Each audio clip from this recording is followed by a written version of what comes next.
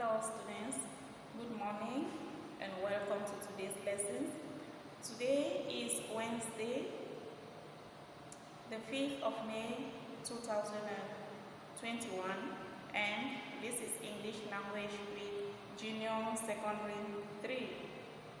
Today we'll be looking at a new topic, new unit. We are now on Unit 8. This is our student's book, and this is where we are, page 66 and 67. We are going to read the text. The title is Only Again.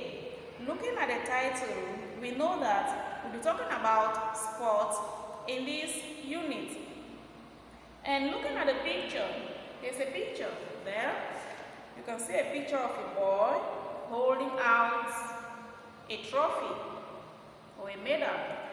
So we are going to find out in the passage who the boy is and what kind of sport does he do. So the prize of success.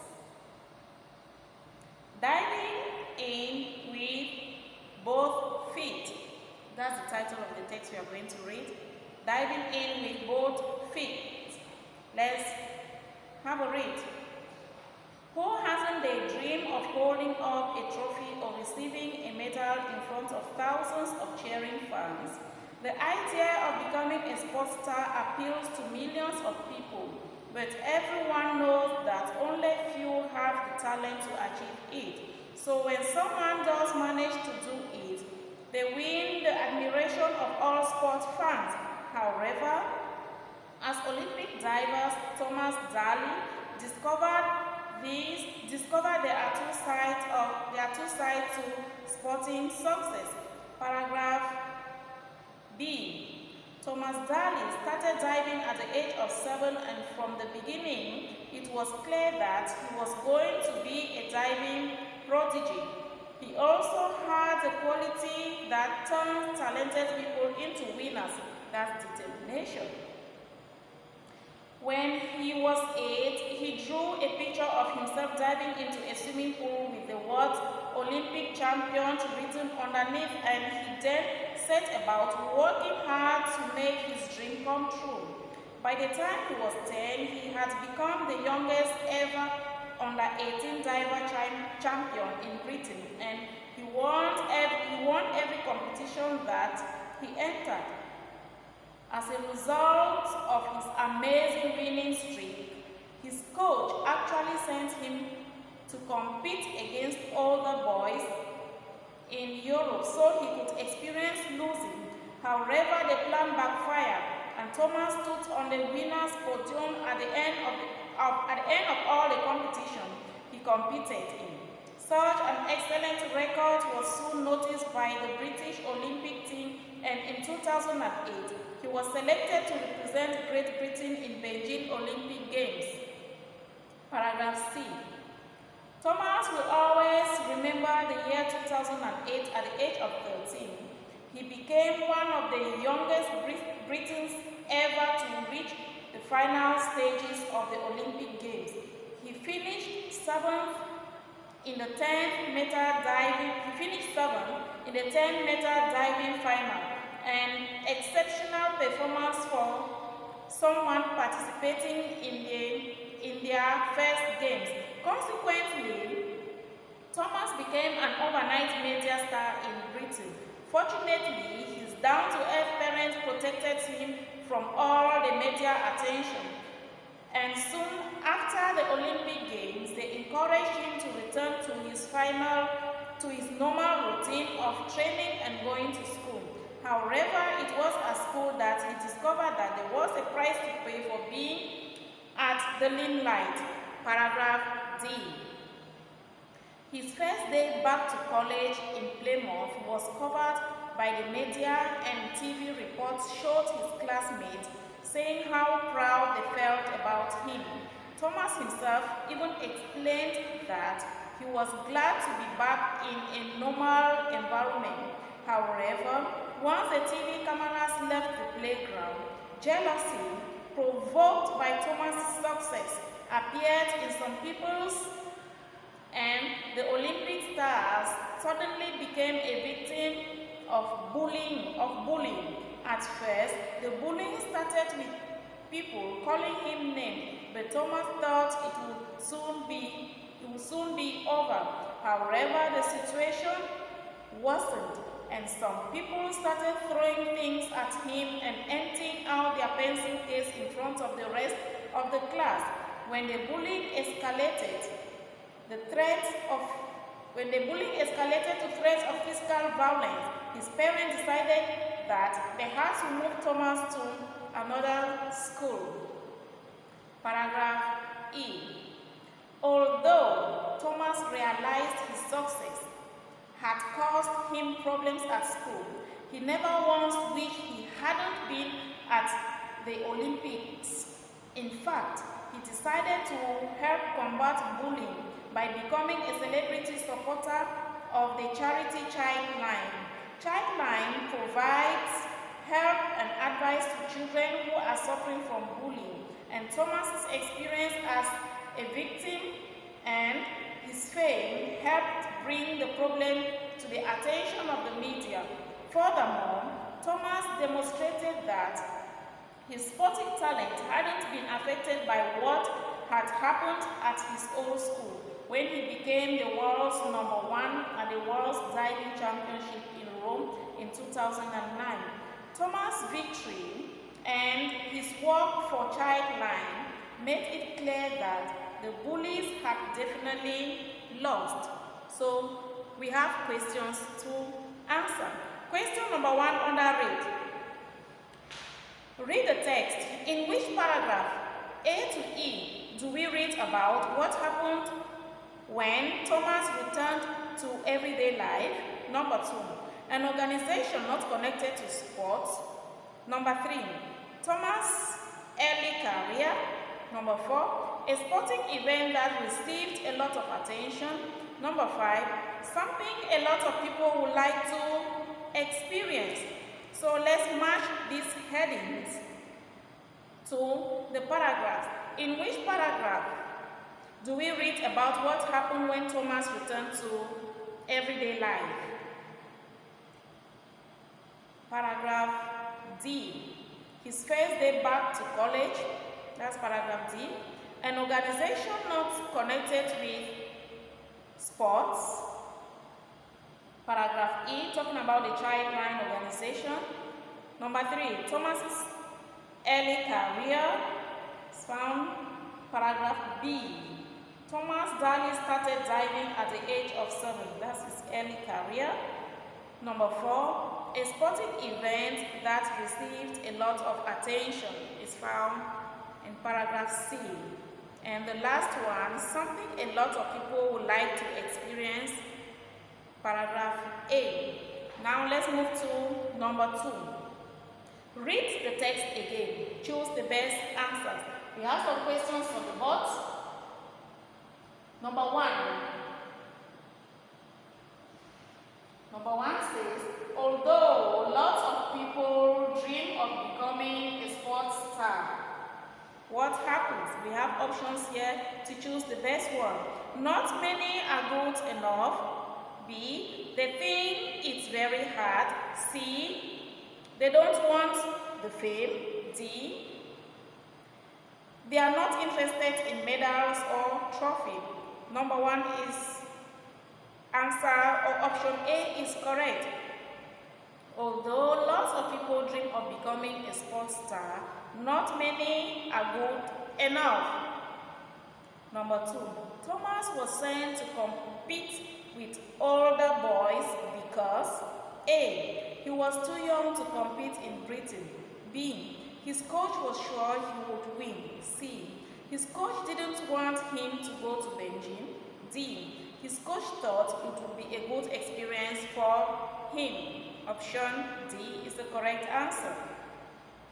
Number 3, Thomas' parents wanted him to A, become a TV star.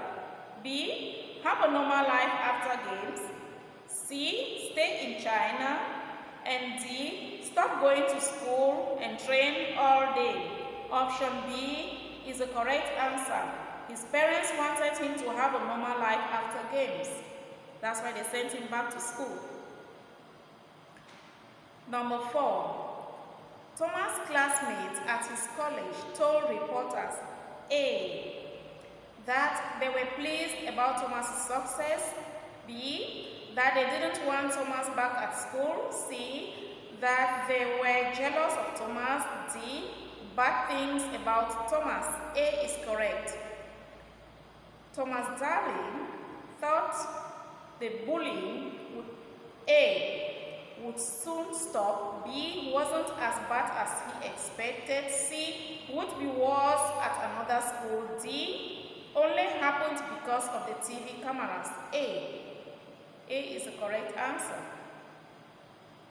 Thomas Daly joined Childline so he could understand what it's like to be a victim of bullying, B to help bring the problem of bullying to the media's attention, C to give advice on what to do if you have exceptional sporting abilities, D to talk about his former schoolmate.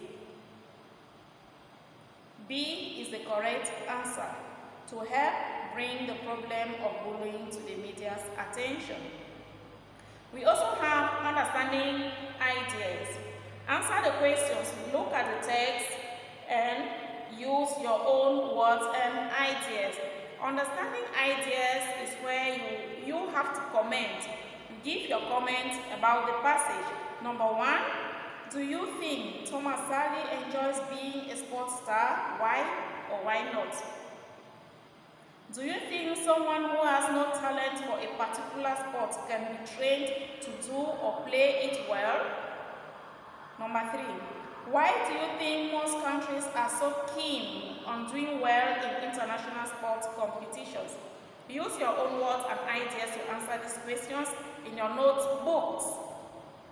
The next one is vocabulary. I told you whenever we read a text like this, we are going to extract these highlighted words and talk about them. We have them on the board. We have admiration, appeal, backfire, call someone names, combat, down to earth, escalate, fade, in the limelight, overnight, podium, prodigy, provoke, underneath, and winning streak. So we are going to define this word so that you'll be able to answer these questions. We have vocabulary questions here. And on the other side of your book, that's next page, page 68, we have questions there that we are going to use this vocabulary word to answer them. So let's give the definitions of these words. Word number 1 is admiration. What is an admiration? Or what do you understand by admiration? Admiration is an uncountable noun which means a feeling or a respect and liking that you have for someone or something. That's the meaning of admiration. Admiration is an uncountable noun. Number 2 is appeal. Appeal is a regular verb. Number 2, appeal. It is a regular verb. Remember, we are defining these vocabulary words according to the passage, according to the text we just read. According to the text we just read, appeal is a regular verb which means to attract or interest somebody. To attract or interest somebody. Backfire. Backfire also is a regular verb. It means to have an opposite effect of what you expected or what you intended to. That's backfire. We have call someone names next. This is an expression. It is used to insult people. Call someone names is when you are using insulting words to someone or about somebody. The next one is combat. Combat is also a regular verb. It means to stop something unpleasant or harmful from happening or from getting worse. To stop something unpleasant or harmful from happening or from getting worse. The next one is down to earth. It's a phrasal verb or an adjective also which describes something or somebody that is sensible and practical. Down to earth. It is an adjective that describes something or somebody that is sensible and practical. Then we have escalate. Escalate is a regular verb which means to make something greater, worse, or more serious. Make something greater, worse, or more serious. The next one is fame. Fame is also an uncountable noun, which means the state of being known or talked about by many people. So, let me look at some and define. Well, I'm not going to define all of them, or I'm not going to give the meaning of all of the words. Let's look at prodigy. It is a countable noun, which means young people who is, or young person who is unusually clever or skillful for their age. Somebody or people who are unusually clever for something or their age, or for their age. So this is where we come to the end of our class today. Thank you very much. Thanks for being there. Please do well to do your exercises and submit. Thank you. Have a great day. Bye-bye.